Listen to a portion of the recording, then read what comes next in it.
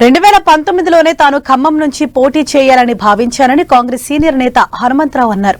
ఖమ్మం నుంచి పోటీ చేయడం కోసం అక్కడ ప్రతి సమస్యపై పోరాటం చేశానని తెలిపారు. భట్టి తనని ఖమ్మంలో పోటీ చేయమని చెప్పి ఇప్పుడు ఆయన భార్యకు కావాలని అడుగుతున్నారని చెప్పారు.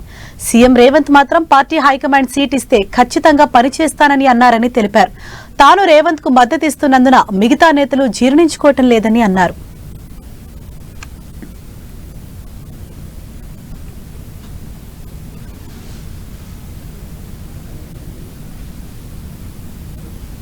తెలంగాణలో మొత్తం 17 పార్లమెంట్ స్థానాలు గాను కాంగ్రెస్ పార్టీ ఇప్పటివరకు 14 స్థానాలకు అభ్యర్థులను ఖరారు చేసింది. ఇంకా 3 స్థానాలు పెండింగ్ లో ఉన్నాయి. అందులో హైదరాబాద్, ఖమ్మం, కరీంనగర్ ఈ 3 స్థానాలు కూడా పెండింగ్ లో ఉన్నాయి. అయితే దీనికి సంబంధించి ఖమ్మం సీటు విషయం హాట్ టాపిక్ ఉందని చెప్పుకోవచ్చు. ఖమ్మం సీటు విషయంలోనే సీనియర్ నేత విహెచ్ కూడా పట్టుబడుతున్న పరిస్థితి. అక్కడ నుంచి తనకు అవకాశం కల్పించాలని విహెచ్ కూడా కోరుతున్నారు. సామాజిక సోషల్ ఇంజనీరింగ్ ఈక్వేషన్లోనే తనకు అవకాశం కల్పించాలంటున్నారు. అయితే ఇది ఏదే అంశానికి సంబంధించి మనతో మాట్లాడడానికి విహెచ్ ఉన్నారు. విహెచ్తో మనం మాట్లాడదాం. విహెచ్ చెప్పండి, ఖమ్మంకి సంబంధించిన సీటు హాట్గా మారుతుంది. ఖమ్మం విషయంలో మీరు మొదటి నుంచి కూడా అక్కడ పనిచేసుకుంటున్నారు. ఖమ్మం సీట్ మీకు ఇవ్వాలని కూడా పట్టుబడుతున్న పరిస్థితి ఉంది. ఎందుకు, ఏం జరుగుతుంది ఖమ్మం విషయంలో? చూడండి, 2019లో కూడా నేను అడిగా. దానికి కారణం ఏంటంటే రాజీవ్ గాంధీ గారు ప్రధానమంత్రిగా ఉండి 2 సార్లు ట్రైబల్ ఏరియాకి వచ్చాడు. ఫ్లడ్ ఎఫెక్టెడ్ ఖమ్మంలో బాగా ఫ్లడ్ వస్తే అప్పుడు వచ్చాడు. అప్పుడు ఎన్టీ రామారావు ముఖ్యమంత్రి, వెంగళరావు పిసిసి, ముగ్గురమే ఉన్నట్టు మేము. అప్పటి నుంచి నాలో ఒక ఆలోచన ఉందంటే రాహుల్ గాంధీ గారు ఈ ట్రైబల్ ఏరియాలో తిరిగాడు, ఈ ప్రాంతంలో అభివృద్ధి చేయాలి అనేది ఒక నిర్ణయం తీసుకున్నా. 2019లో నేను టికెట్ అప్లై చేశా, ట్రై చేసిన, అందరు కూడా చెప్పారు, రమ్మన్నారు. ఆ తర్వాత నా పేరే పెట్టలే. అయినా ఫస్ట్ అప్లికేషన్ నేనే పెట్టిన. రేణుకా చౌదరి గారు అప్లికేషన్ ఇవ్వకుండా ఆమె మాజీ పార్లమెంట్ సభ్యులు, కేంద్ర మంత్రి అని ఆమెకి ఇవ్వడం జరిగింది. అయితే ఈసారి నాకు ఒక అవకాశం ఏముండే అంటే బట్టి విక్రమార్క తప్పనిసరిగా మొన్న జరిగిన ఎన్నికల్లో నేను అడిగిన, ఏమిరా బాబు లాస్ట్ టైం అయితే రాలేదు, నా పేరు పెట్టలేదు, ఉత్తమ్ కుమార్ రెడ్డి పిసిసి అధ్యక్షుడుగా. తర్వాత నాకు తెలిసింది, సరే అది గతం మర్చిపోదాం, ఈసారి అన్నాడా, లేదు ఈసారి 7 సీట్లు గెలిచినావు, నువ్వు రా అన్నాడు. భద్రాచలంలో ఏదైతే మొదలు పెట్టిండో ఫస్ట్ రేవంత్ రెడ్డి గారు, అక్కడనే నేను చెప్పిన, రేవంత్ రెడ్డి ఇవాళ నుంచి నీకు అవుట్ రైట్ సపోర్ట్ అన్నా. అదేవిధంగా ఆయన పాదయాత్రలో అసలు ఇప్పుడు ఏం జరుగుతుంది ఖమ్మం సీటు విషయంలో? అధిష్టానం మీకు ఏమైనా అష్యూరెన్స్ ఇస్తుందా? అధిష్టానం దగ్గర కూడా మీరు ఢిల్లీ కూడా వెళ్ళారు. ఈ ఖమ్మం సీటు విషయంలోనే ఢిల్లీకి వెళ్ళి మాట్లాడారు, పిసిసిని మాట్లాడారు, అందరితో మాట్లాడుతున్నారు. ఏం చెప్తున్నారు మీకు ఈ సీటు విషయంలో?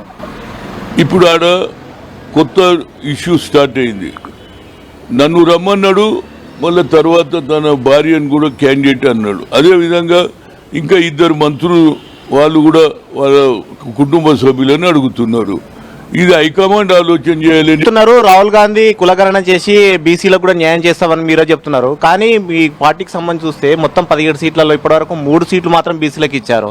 బీసీలకు అన్యాయం జరుగుతుందని చెప్పేసి ఒకవైపు అంటుంటే విహెచ్ ఏమో కాంగ్రెస్ పార్టీ వల్ల న్యాయం జరుగుతుంది అంటున్నాడు. చూడండి, హైకమాండ్ ఆలోచన చేయాలి. నేను దానికి చెప్పేది, ఎందుకంటే గ్రౌండ్ రియాలిటీ ఏమైందో వాళ్ళు తెలుసుకోవాలి. ఇంకోటి నాకు గ్యారంటీ నమ్మిక ఏముందంటే రేవంత్ రెడ్డి, నేను ఎందుకు చెప్పినా, రేవంత్ రెడ్డి కష్టపడ్డాడు. ఆయన ఎవరు ముఖ్యమంత్రి అని మీ ప్రెస్ వాళ్ళు అడిగితే కష్టపడ్డాడు, పార్టీని తెచ్చిండు.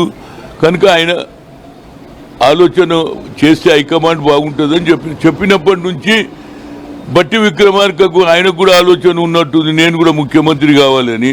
సరే, ఏదైనా వాస్తవం చెప్పడం నా అలవాటు, నేను చెప్పిన. ఇక దాని మీద వారి ఆలోచన ఏదున్నా తప్పనిసరిగా ఇస్తే మాత్రం మోర్ దాన్ 1,00,000 మెజార్టీతో గెలుస్తే అక్కడ ప్రజలే రమ్మంటున్నారు. హనుమంతన్న, నువ్వు ఎక్కడ అన్యాయం జరిగితే వస్తావు, రైతులకు సంఖ్యలు వేస్తే వచ్చినావు, రైతులకు లక్ష రూపాయలు 10 మందికి ఇచ్చినావు, ఫారెస్ట్ ఆఫీసర్ చంపితే కూడా వాళ్ళ కుటుంబానికి 50,000 ఇచ్చినావు. కనుక నీకు కమిట్మెంట్ ఉన్నది, నీలాంటి వాడు మాకు అవసరం. పిసిసి చీఫ్ రేవంత్ రెడ్డి ఏమంటున్నాడు, ఈ ఖమ్మం సీటు విషయంలో మీకు ఏమైనా అష్యూరెన్స్ ఇస్తున్నారా?